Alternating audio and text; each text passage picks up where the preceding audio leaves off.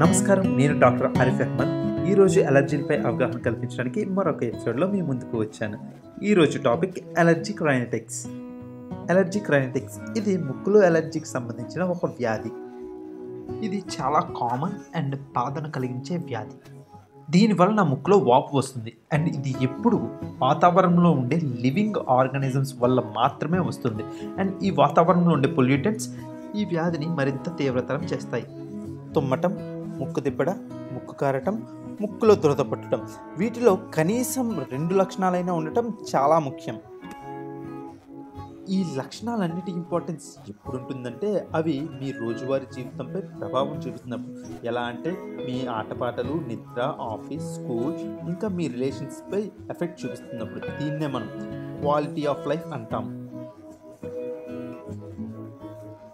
తుమ్ములు ఇవి అలర్జీస్లో సర్వసాధారణమైన లక్షణం. తుమ్మటం మనకి సహజంగా లభించే శక్తి. మనం ఎప్పుడైతే బయటికి తుమ్ముతామో లోపలున్న సూక్ష్మజీవాలు బయటకు వచ్చేస్తాయి. ఇవి ఎప్పుడైతే ఒక లిమిట్ని మించి వస్తాయో వాటిని ఆపడానికి ఏదో ఒకటి చేసి తీరాలి. మీరు నిద్ర లేవగానే పొద్దున్నే వచ్చే తుమ్ములు డస్ట్ మైట్స్ వల్ల వస్తాయి. ఒకవేళ మీకు ఈ తుమ్ములు మధ్యాహ్నం పూట వస్తే అది పోలెన్, అదే పువ్వుల నుంచి వచ్చే వాటి వల్ల వస్తుంది. తుమ్మటం ఒక సాధారణమైన లక్షణం కావచ్చు, కానీ ఈ విషయం తెలిస్తే మీకు ఆశ్చర్యం కలుగుతుంది. తుమ్ము యొక్క స్పీడ్ 1200 కిలోమీటర్లు. వీటి వల్ల ముక్కు గొట్టాలు దెబ్బతినే అవకాశం ఉంది, రక్తం వచ్చే అవకాశం కూడా ఉంటుంది. ఇంకొక ఇంపార్టెంట్ విషయం ఏంటి అంటే మనిషి తుమ్ముతున్నప్పుడు కళ్ళు ఎప్పుడు మూసుకునే ఉంటాయి. ఇది ఎస్పెషల్లీ మీరు డ్రైవింగ్ చేస్తున్నప్పుడు చాలా నష్టం కలిగించే అవకాశం ఉంటుంది. ఇంకా ఇది కూడా గమనించండి, ఎవరైనా కళ్ళు తెరిచి తుమ్ముతున్నట్టయితే అది నిజంగా తుమ్ముతున్నట్టు కాదు, వారు కావాలని తుమ్ముతున్నట్టు అర్థం. నోస్ ఎలర్జీ కేవలం తుమ్ములకే పరిమితం కాదు, ఇది శ్వాసకోశకు సంబంధించిన అన్ని పార్ట్స్పై ప్రభావం చూపిస్తుంది. ఎలా అంటే అస్తమానం ముక్కు నుంచి చీమిడి కారటం వల్ల గొంతులో వాపు వచ్చే అవకాశం ఉంది. మీకు సైనసైటిస్ వచ్చే అవకాశం కూడా ఉంటుంది. దీనివల్ల మీకు పొద్దున్నే తలనొప్పిగా ఉండటం, తలంతా భారంగా ఉండటం అనిపిస్తుంది. ఆస్మా ముక్కులో వేలు పెట్టడం ఊపిరితిత్తుల్లో వేలు పెట్టడంతో సమానం.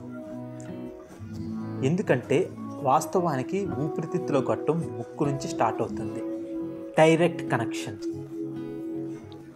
ఇంకా చెవిలో కూడా ఇన్ఫెక్షన్ వస్తుంది, ఎందుకంటే ముక్కుకి చెవికి ఇంటర్నల్గా కనెక్షన్ ఉండటం మాత్రమే కాదు, వీటి మధ్య ఫ్రెండ్లీ రిలేషన్షిప్ కూడా ఉంది. అడెనాయిడ్స్ అనే టిష్యూ ముక్కు వెనక భాగంలో ఉంటుంది అండ్ ఇందులో కూడా వాపు వచ్చే అవకాశం ఉంటుంది. దీని ఇంపార్టెన్స్ ఏంటా అన్నది మనం ముందు వివరంగా తెలుసుకుందాం. వీటన్నిటి ప్రభావం మీ స్పీచ్ మీద కూడా పడుతుంది. ఎలా అంటే మీ వాయిస్ మీ ముక్కు నుంచి వస్తుంది. వీటి ప్రభావం కళ్ళపైన కూడా ఉంటుంది, ఎందుకంటే కంటికి ముక్కుకి డైరెక్ట్ కనెక్షన్ ఉంది కాబట్టి. ఇంకా అలర్జిక్ రైనైటిస్ వల్ల మొహం మీద ఎలాంటి సైన్స్ లేదా లక్షణాలు కనిపిస్తాయి? ముందుగా కంటి కింద వాపు వస్తుంది అండ్ నోస్ మీద ఇక్కడ ఇలా లైన్ లాగా వస్తుంది. అది ఎందుకంటే సంవత్సరాల తరబడి ముక్కుని ఇలా గోక్కోవడం వల్ల ఇక్కడ లైన్ ఏర్పడుతుంది. ఇందులో షాకింగ్ కలిగించే ఆశ్చర్యమైన మాట ఏంటంటే ఏళ్ల తరబడి ముక్కుని గోక్కుంటున్నట్టు ఇక్కడ లైన్ ఏర్పడుతున్నట్టు వారికి తెలియదు ఇక్కడ లైన్ ఏర్పడుతుందని. ఇక్కడ చూపిస్తున్నట్టు ముక్కులో రౌండ్గా 2 లడ్డుల్లా ఉన్న వాటిని టర్బినెట్ హైపర్ట్రోపీ అంటాం. ముక్కు యొక్క ఎలర్జీస్ని కామన్ కోల్డ్ లేదా జలుబు నుంచి వేరుగా చూడడం, వాటిని అర్థం చేసుకోవడం ముఖ్యం. ఎందుకంటే ప్రతి ఎలర్జీ జలుబు కాదు, ప్రతి జలుబు ఎలర్జీ కాదు. నోస్ ఎలర్జీ ట్రీట్మెంట్లో 4 ముఖ్యమైన మూల స్తంభాలు ఉన్నాయి. ఇందులో మొదటిది అన్నిటికన్నా ముఖ్యమైనది ఎడ్యుకేషన్ లేదా అవగాహన. అందుకే కదా మనం వీడియోలు చేస్తుంది. ఇది ఒక దీర్ఘకాలికమైన వ్యాధి. పేషెంట్స్ తమ రోగాన్ని గురించి అర్థం చేసుకుంటే సగం రోగాన్ని గెలిచినట్టే. అందుకే మీకు మా రిక్వెస్ట్, దీన్ని శ్రద్ధగా వినండి, అర్థం చేసుకోండి.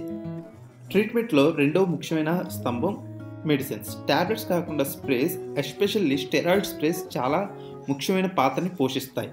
వీటిని సరైన పద్ధతిలో వేసుకోవడం చాలా ముఖ్యం. ఇప్పుడు మీకు చూపిస్తున్నట్టు స్ప్రేని ముక్కు లోపల భాగంలో తగిలేటట్టు, లైక్ ఆడవారు ముక్కు పొడక ఎటు సైడ్ పెట్టుకుంటారో అటు సైడ్ తగిలేటట్టు వేసుకోవాలి.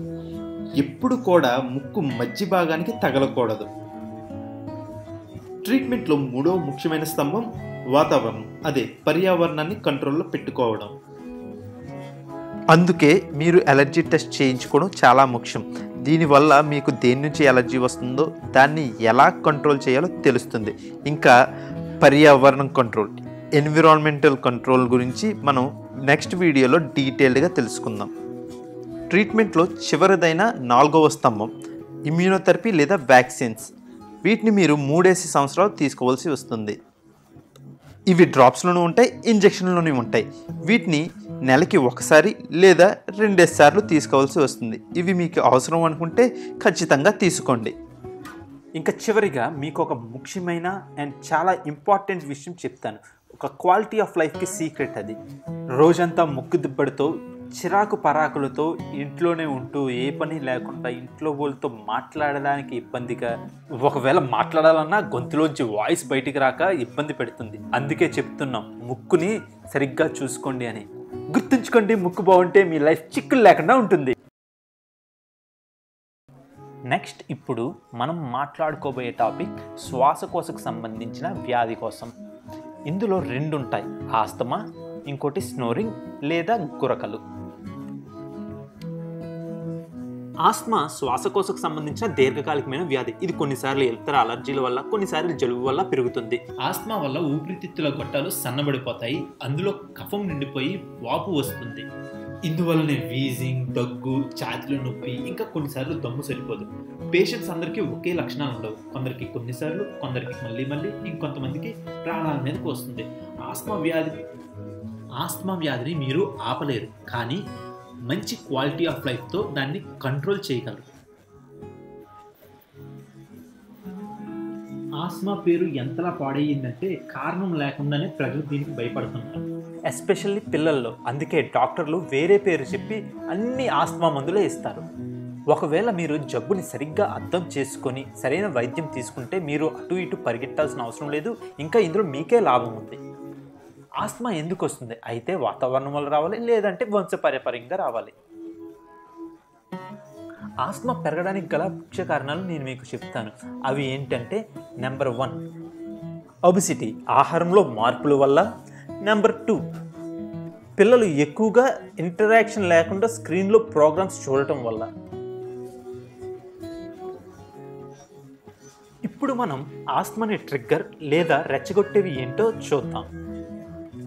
నెంబర్ 1 వాతావరణంలో ఉండే allergens, fungus, pollen, dust mites, pet dandruff and cockroach waste. Number 2 common cold లేదా జలుబు లాంటి రెస్పిరేటరీ ఇన్ఫెక్షన్స్. Number 3 exercise.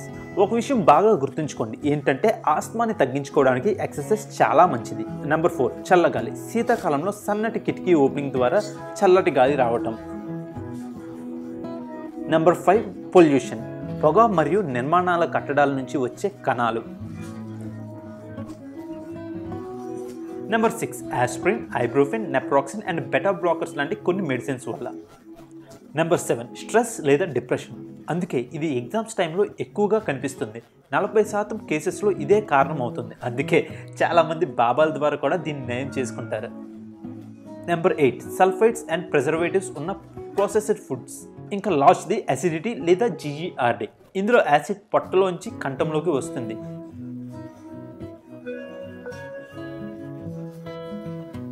ఆస్తమాని ఆపడానికి ఒక సరైన యాక్షన్ ప్లాన్ని తయారు చేసి అమలుపరచండి. ఇందులో స్పేసర్, పైప్ ఇంకా ఇన్హేలర్స్ని వాడటం చాలా ఇంపార్టెంట్. ఆస్తమా ట్రిగ్గర్స్ ఏవైతే మనం ముందుగా చెప్పుకున్నామో వాటిని కనిపెట్టి వాటిని ఆపండి. మీరు మీ ఊపిరిపై దృష్టి పెట్టడానికి ఒక పీక్ ఫ్లో మీటర్ని వాడండి. ఇంకా చివరిగా మీ వ్యాధిని మీరే సొంతంగా కనిపెట్టి వీలైనంత త్వరగా ట్రీట్మెంట్ చేయించుకోండి. స్నోరింగ్ లేదా గురక 12 ఏళ్ళు ఉన్న పిల్లల్లో బాగా పెరిగిపోయింది. ఇది వాళ్ళ గ్రోత్ లేదా పెరుగుదలపై ప్రభావం చూపిస్తుంది. వాళ్ళ క్వాలిటీ ఆఫ్ లైఫ్ని ఎఫెక్ట్ చేస్తుంది. ఎలా అంటే స్కూల్, కాన్సన్ట్రేషన్, ఆటపాటలు వంటివి. ఇంకా గురకకి ముఖ్య కారణం అడినాయిడ్స్. ఇప్పుడు మనం ముందుగా అడినాయిడ్స్ అంటే ఏంటో వివరంగా తెలుసుకుందాం. మీరు స్క్రీన్లో చూస్తున్నట్టు దీనికి ఉండే ప్రాముఖ్యత ఏంటి అంటే అది ఉండే లొకేషన్. కరెక్ట్గా ఒక సెంటర్ పాయింట్లో దీని కనెక్షన్ చెవులకి, ముక్కుకి, కంఠానికి ఇంకా ఊపిరితిత్తులకి ఉంటుంది. దీనికి చిన్న వాపు వచ్చినా సరే ఇది మీ శ్వాసపై ప్రభావం చూపిస్తుంది. అడినాయిడ్స్ యొక్క సమస్యని పాకిస్తాన్తో పోల్చొచ్చు. ఎందుకంటే ఇవాళ పాకిస్తాన్లో ఎన్ని ప్రాబ్లమ్స్ ఉన్నా ప్రపంచం దేశాలు దానికి ఇంపార్టెన్స్ ఇస్తాయి. అది ఎందుకంటే దాని లొకేషన్ వల్ల. ఇప్పుడు మీరు స్క్రీన్లో చూస్తున్నట్టు పాకిస్తాన్ చుట్టూ 3 సూపర్ పవర్స్ ఉన్నాయి. అవి రష్యా, 2 చైనా, 3వ వైపు మన భారతదేశం, ఇంకా 4వ వైపు ప్రపంచానికే ఆయిల్ హబ్. అడినాయిడ్స్లో వాపు ఎలర్జీ లేదా ఇన్ఫెక్షన్ వల్ల రావచ్చు. ఎప్పుడైనా వాపు వచ్చినట్లయితే వెంటనే చికిత్స చేయించండి, ఎలర్జీ టెస్ట్ చేయించాలి, ఇంకా నేసల్ స్టెరాయిడ్ స్ప్రే వాడాలి. దీనివల్ల వాపు తగ్గుతుంది, ఇంకా సర్జరీ నుంచి తప్పించుకునే అవకాశం ఉంటుంది. ఎందుకంటే ప్రతిసారి సర్జరీ చేయించుకోవాల్సిన అవసరం లేదు. ఒకవేళ మీరు వెంటనే దీన్ని కనిపెట్టలేకపోయినా లేక చికిత్స చేయించకపోయినా మీ పిల్లల పరిస్థితి కూడా ఇలా అయ్యే అవకాశం ఉంటుంది. నోరు ఓపెన్ చేసే ఉంటుంది జీవితాంతం. ఇవాల్టి మన ఎపిసోడ్లో మనం ఇప్పటి వరకు ఎలర్జీ రైనటిక్స్ అండ్ నోస్ ఎలర్జీస్ గురించి డిస్కస్ చేసుకున్నాం. ఈ విషయాలు మీకు నచ్చుతాయని ఆశిస్తున్నాం. వీటిని వేరొకరికి షేర్ చేయండి, ఎందుకంటే వారి జీవితం కూడా రంగులమయం అవుతుంది.